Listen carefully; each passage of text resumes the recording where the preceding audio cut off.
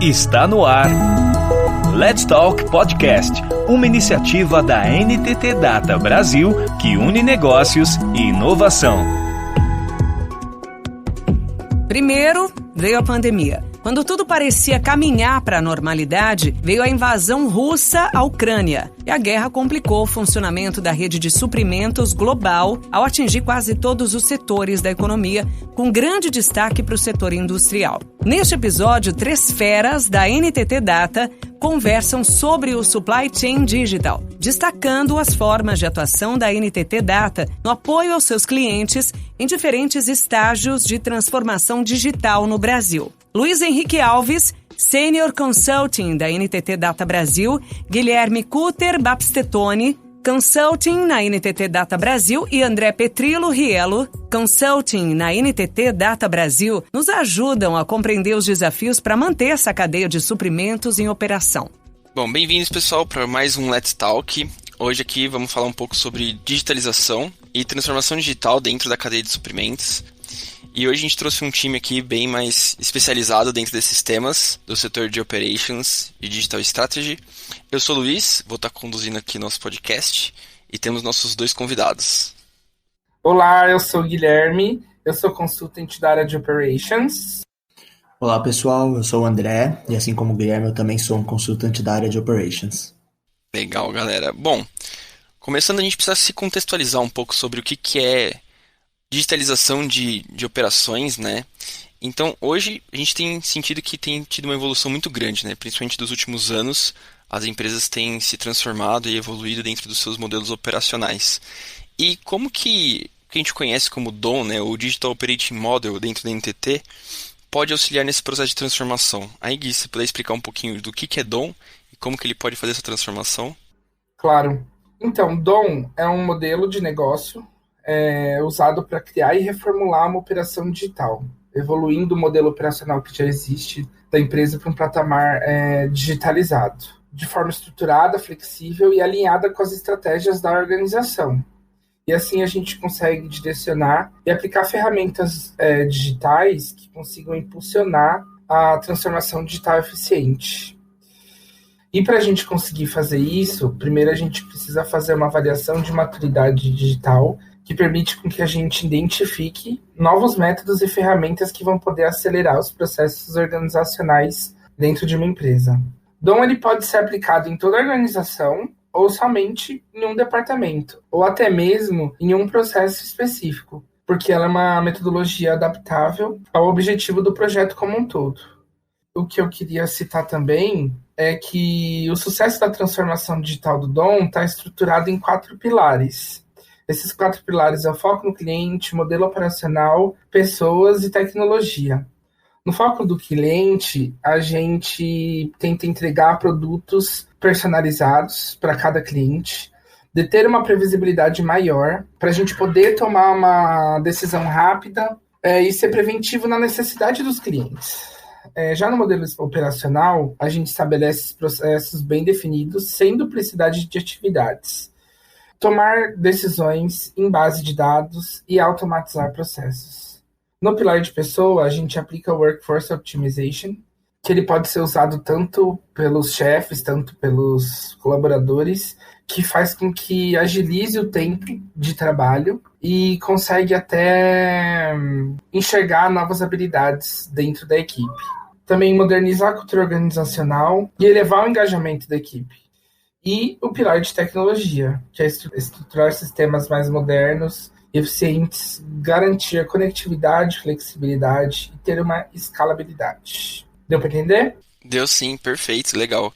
E hoje, como que as empresas decidem fazer uma transformação digital? Porque a gente sabe que existem diversos segmentos, né?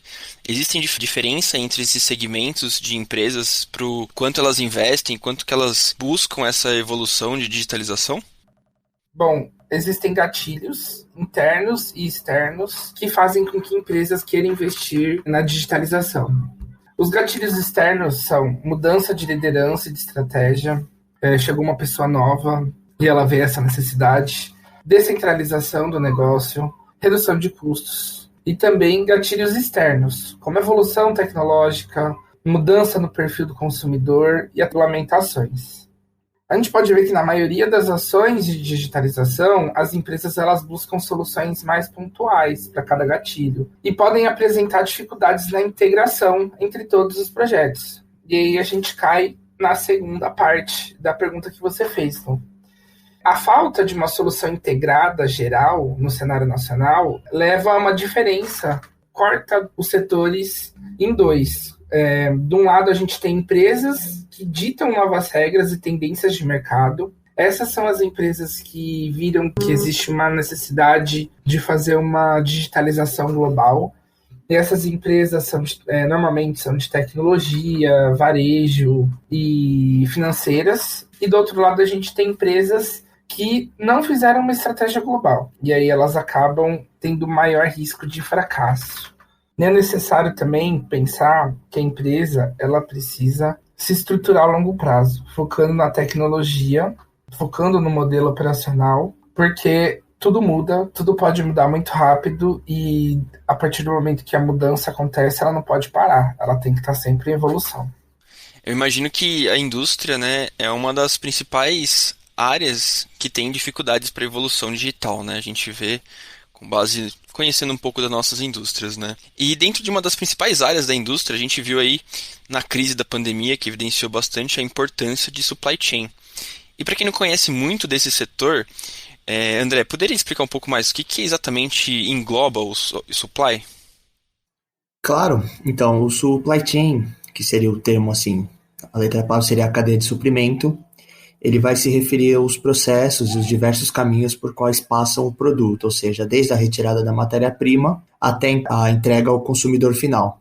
Então, esse gerenciamento da cadeia de suprimento ele é uma rede valiosa que conecta uma empresa e os fornecedores, permitindo que os produtos sejam produzidos e entregues, correndo todo um processo entre eles.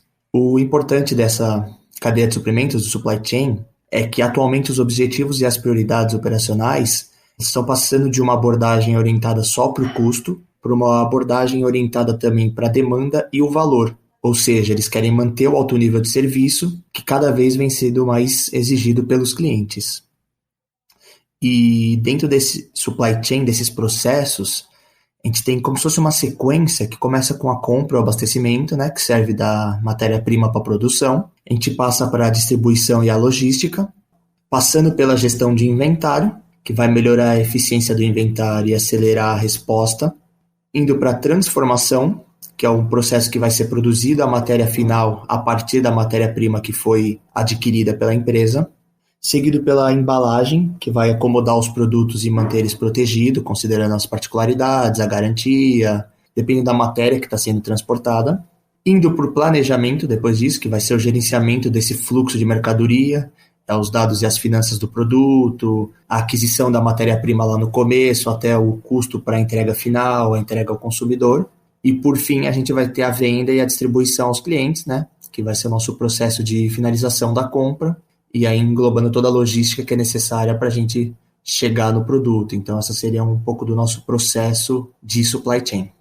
E é um processo bem complexo que envolve diversos segmentos aí, né? E qual que seriam os benefícios se a gente precisasse transformar e digitalizar o processo de supply chain? Então, fazendo a transformação digital, eu vou falar um pouco da nossa oferta de valor que a gente tem aqui na NTT, né? Então, que o grande diferencial da nossa proposta de transformação digital, ela está no direcionamento com 11 sublinhas de serviço, que são capazes de cobrir todo o end-to-end das operações, ou seja, do começo ao fim, além da gente conseguir adotar os aceleradores tecnológicos com as parcerias dentro do mercado. Por exemplo, algumas parcerias que a gente tem com a Celonis, com a Mavin, a Chain Analytics, a Scandit. E falando da transformação digital, quais seriam os nossos aceleradores? Tem a análise preditiva, que seria o nosso planejamento. A gente tem o TMS e o WMS, que é a gestão do transporte e de estoque. Nós usamos o blockchain, que seria uma validação e um tracking de fornecedores e produtos. A gente tem o Digital Twin, que seriam simuladores com informações reais, uma simulação usando as informações hoje de mercado real. Nós temos o Process e Task Mining, que são a digitalização usando blockchain, RPA, que a gente vai estar falando mais a fundo mais para frente. E assim que a gente implementar todos esses aceleradores, essas parcerias, para fazer essa transformação, surgem uma variedade de benefícios dentro de uma cadeia ótima de supply chain.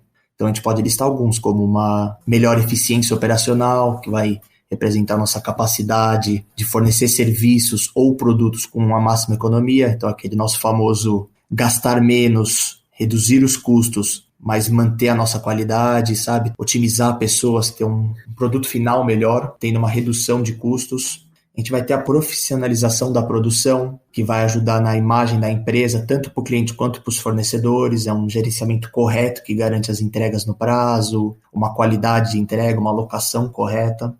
Um ponto muito importante de benefícios com essa digitalização é a preocupação com o cliente, porque hoje em dia, como a gente tem internet, hoje em dia você tem comentários, tem curtidas, notas. O cliente hoje em dia ele passou de ser um ser passivo para um ser ativo no processo da compra. Então, uma boa experiência, o que ela traz para a gente? Uma boa experiência, ela vai trazer uma dispersão gratuita da nossa marca. Todo mundo, antes de comprar, vai olhar os comentários e nós vamos ter uma dispersão boa da nossa marca. Mais um benefício seria nosso aumento de receita. Então, a indústria, ela consegue perceber um aumento nos lucros com uma gestão eficiente, sempre em busca de parcerias e fornecedores, transportadoras que oferecem preços competitivos e com uma qualidade tão boa quanto as melhores empresas que têm talvez preços maiores do que o que a gente está buscando hoje em dia. Então, esses seriam alguns dos benefícios da gente digitalizar o supply chain hoje em dia. Sem contar na visibilidade da cadeia em tempo geral, né? Em tempo real, né? Que isso muda o jogo bastante. Exatamente. E falando ainda mais hoje em dia, que a gente tem uma crise muito forte, né, na cadeia de suprimentos global, aí, com diversos atrasos e congestionamentos no mundo todo, quais seriam os principais desafios, falando principalmente aqui do Brasil? Então, a gente pode separar, né? Tem um ponto que eu vou entrar aqui, que é o seguinte: o supply chain ele já passava por alguns desafios, alguns obstáculos. A gente tinha a comunicação de mudanças, porque ocorrem muitas mudanças, o difícil acesso de conhecimento nesse programa, nesse processo, uma falta de governança qualificada. E aí o que aconteceu? Nós tivemos 2 agravantes que eu posso dizer como mundiais, para depois entrar nesse caso Brasil, que foi afetado por todos também. O primeiro foi o Covid, né? Como todo mundo está passou. O Covid causou para a gente um fechamento de fronteiras, que a gente pode dizer, produtos importados passaram a não vir mais, ou se você conseguisse trazer um produto para sua empresa, era um preço muito maior do que antigamente. Ocorreu um isolamento entre os países, né? Teve as barreiras sanitárias. Então, nós tivemos os portos fechados, aeroportos fechados, transporte, locomoção, tudo foi afetado pelo Covid, isso mundialmente falando. Foi necessário priorizar as urgências entre gerenciar o estoque, desenvolver relacionamentos com fornecedores, ver o que era necessário para aquele momento. E junto de tudo isso, o que as empresas precisaram fazer? Precisaram reduzir o número de pessoas, ou seja, o trabalho foi reduzido, porém a demanda continuou sendo a mesma. As pessoas precisavam dos seus produtos. Então eles iam continuar fazendo seus pedidos, comprando, porém as empresas e as lojas que não fecharam, porque nós tivemos lojas fechando, tinham que fazer a escolha: ou fecha, ou a gente vai ter que reduzir o número de pessoas, com isso reduzindo a efetividade. E o outro ponto agravante de todos os desafios foi a guerra. A partir do momento que a gente tem uma guerra, que começa uma guerra, tem como se fosse um timeline do que vai acontecer economicamente falando, que obviamente afeta o nosso supply chain. A gente começa o quê? Assim que tem um ataque bélico, começo de uma guerra, os países eles lançam embargos econômicos, ou seja, começa a ter uma dificuldade de negociações internacionais, porque eles querem realmente atingir o país que certamente estaria errado, ou atingir o que está acontecendo, economicamente falando, mudando todo o cenário mundial. A partir do embargo econômico, a gente passa para a queda na oferta dos bens do mercado, ou seja, a resposta dos países eles geram uma escassez de bens dos mercados. Com isso, a demanda permanece e há uma inflação no preço de todos os bens, todos os produtos. Seguindo da inflação, a gente tem o quê? A retração das operações financeiras, ou seja, existe uma desvalorização da moeda, pode ser que a nossa moeda desvalorize ou uma outra moeda valorize muito, assim fazendo com que os produtos fiquem mais caros, fiquem mais difíceis de a gente conseguir fazer a compra da matéria-prima ou até mesmo do produto final. Com isso, você tem o que? Uma retração na economia. Tudo isso gera uma retração na economia, uma desaceleração do consumo. Gerando isso, tem que haver uma adaptação da indústria e de toda a cadeia de suprimentos. A indústria precisa se adaptar, ela precisa diminuir o custo da produção, produzindo menos recurso e, assim como o Covid, menos pessoas. E falando do transporte também, tudo fechado. O que acontece quando a gente tem o Covid e a guerra? Existe um crescimento do e-commerce, as compras pela internet. A gente teve o isolamento social. Então, se você puder ter um lado positivo disso, foi esse crescimento no e-commerce. Para a gente ter um exemplo, de 2019 para 2020, apresentou um crescimento de 75% no e-commerce. Ou seja, falando agora do desafio Brasil, além de Covid e guerra, o Brasil tem o desafio da transformação digital lenta. Aí eu trouxe aqui para vocês alguns pontos, o que causa essa transformação digital lenta no Brasil. A gente tem como principal o gap dos profissionais qualificados. A gente tem a complexidade da cadeia e o uso dos múltiplos canais que surgem novos. A gente tem um corte de custos em razão da crise econômica, ou seja, não tem mais aquele investimento, não tem um investimento para a melhoria da transformação digital, ou mesmo para a melhoria das pessoas se prepararem para essa transformação.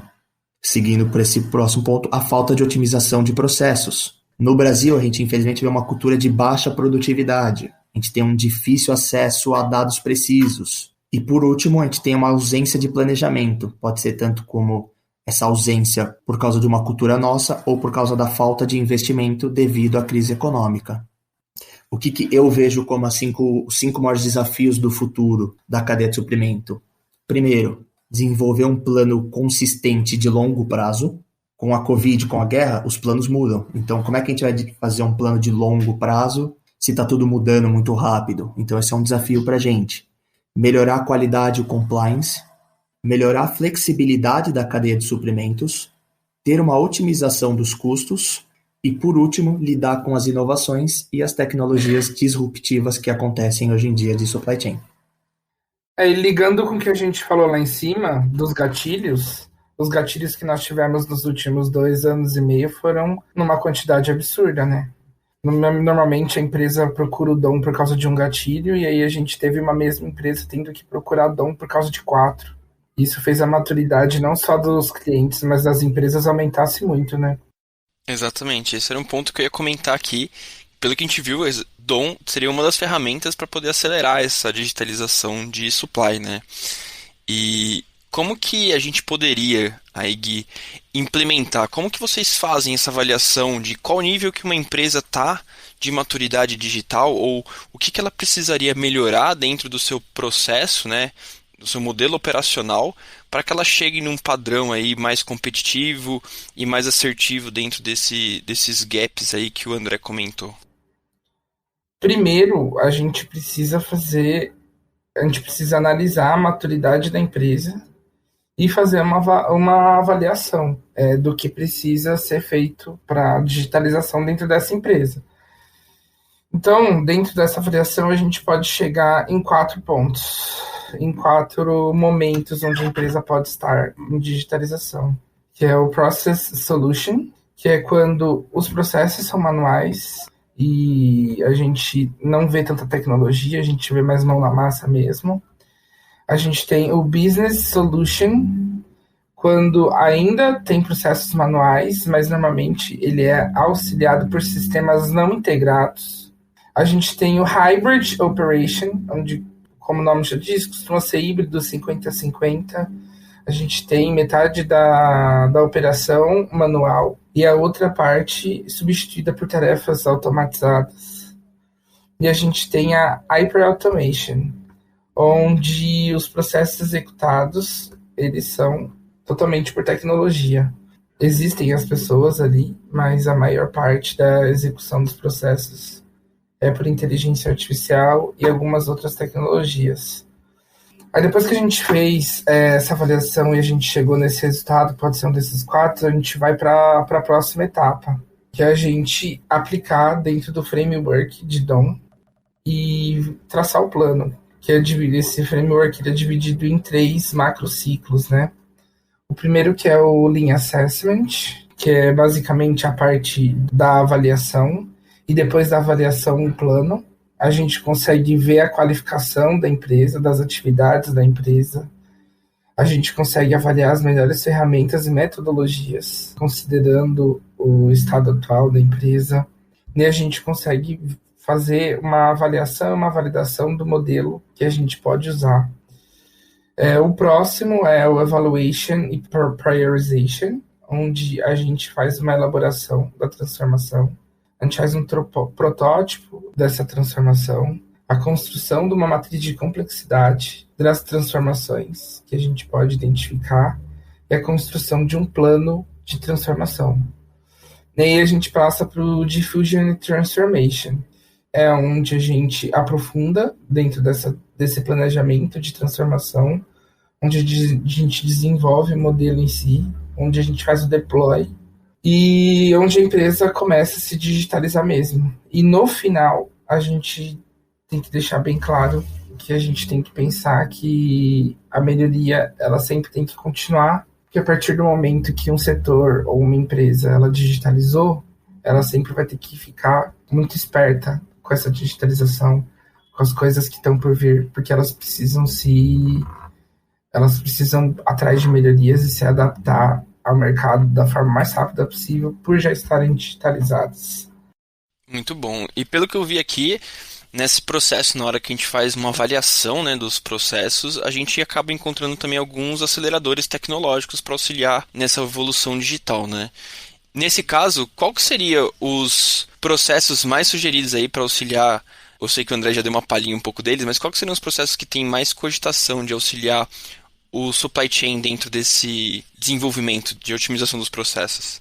Bom, nesse caso eu vejo como duas possíveis soluções em tendências usadas hoje, mais usadas. A gente tem o RPA, que seria o Robotic Process Automation, traduzindo seria automação robótica de processos, e ele é uma forma de tecnologia de automação de processo de negócios baseadas em robôs de software metafóricos, ou mais famoso, inteligência artificial, né? Seriam os trabalhadores digitais.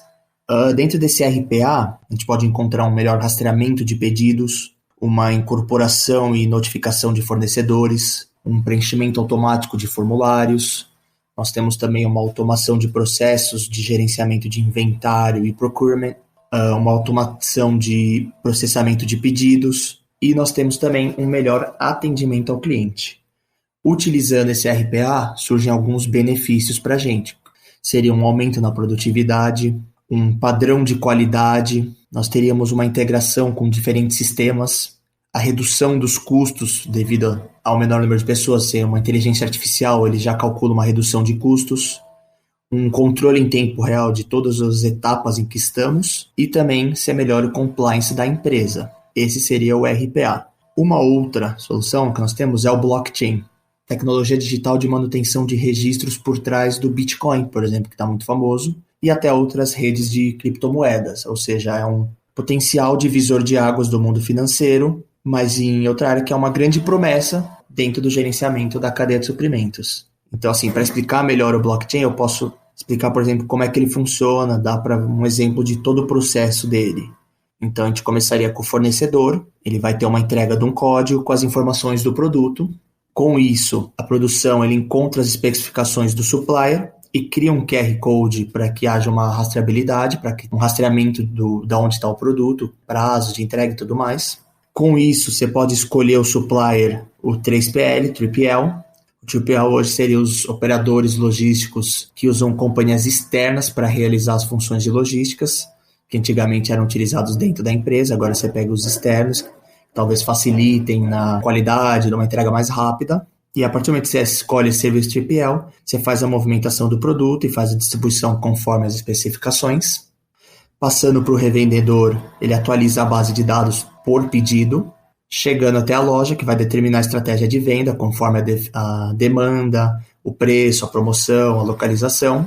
E por final, vai chegar no cliente, que pode escanear o QR Code e encontrar todas as informações do produto lá da nossa origem até a entrega, até a venda. Então, o blockchain como benefícios, ele tem isso de melhorar a rastreabilidade, você ter as informações em tempo reais, ele tem o aumento da eficiência e na velocidade, reduzindo todas as interrupções, e ele tem um aprimoramento nos financiamentos, nas contratações e nas transações internacionais, buscando essas operações externas.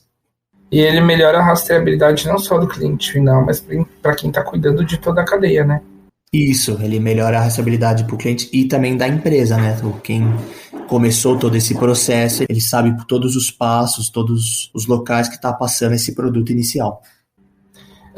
A gente consegue fazer um casamento entre essas duas soluções, entre o RPA e o blockchain, ou elas necessariamente são separadas? Não, daria para fazer sim um casamento, daria para juntar as duas. Eu acredito que hoje ainda não exista, mas já tem estudos de que dá para juntar as duas sim. Beleza, obrigado. Muito bom, pessoal. Muito bom pela explicação de vocês. Realmente eu acho que são dois temas muito em alta no momento, né? A transformação digital, né? Então, como que eu mudo o meu modelo operacional para um modelo digital mais ágil e rápido, como também o supply chain, que é das áreas dentro da indústria que tem mais visibilidade hoje em dia e cada vez mais embarcada em todos os meios de compras aí que a gente tem no dia a dia, né? Então, primeiramente eu queria agradecer ao André e ao Guilherme pela explicação. Caso alguém tenha alguma outra dúvida e queira se aprofundar, que esses temas são muito profundos, é só entrar em contato, nossos contatos vão estar aí disponíveis no podcast. E caso vocês queiram fazer algum encerramento, fiquem à vontade. Muito obrigado pelo convite, muito obrigado por todo mundo aí, pela organização. Eu fiquei bem animado para fazer esse podcast, porque na hora que eu vi o tema Supply Chain DOM, a gente consegue ver que são coisas que estão juntas e ligadas e que sempre estiveram, né? Não da forma que é hoje, mas elas sempre estiveram ligadas. Eu vejo como exemplo o meu avô trabalhava com café há muitos anos atrás, onde ele tinha que fazer tudo na prancheta. E hoje em dia a gente tem rastreadores. Quando o produto chega no CDD, não precisa nem mais passar um código de barra, ele já identifica. Então, poder ver, ouvir as histórias do meu avô e ver onde a gente está hoje, fazendo a relação com o DOM, é inevitável que esses dois temas eles estão colados juntos. É impossível falar de um sem falar de outro também. Boa, eu queria agradecer também a oportunidade de estar aqui, né, poder falar um pouco mais desse assunto e esperar que tenha ajudado quem não conhecia Supply Chain e DOM possa ter um conhecimento maior e que possam surgir mais interesses dentro dessas áreas para que cada vez mais a gente pode crescer e ajudar a indústria, ajudar esse processo todo que a gente vem passando de transformação digital. Perfeito, então a gente se vê no próximo Let's Talk. Tchau, tchau. Você ouviu Let's Talk Podcast, uma iniciativa da NTT Data Brasil que une negócios e inovação. Toda semana tem novidades por aqui. Até lá!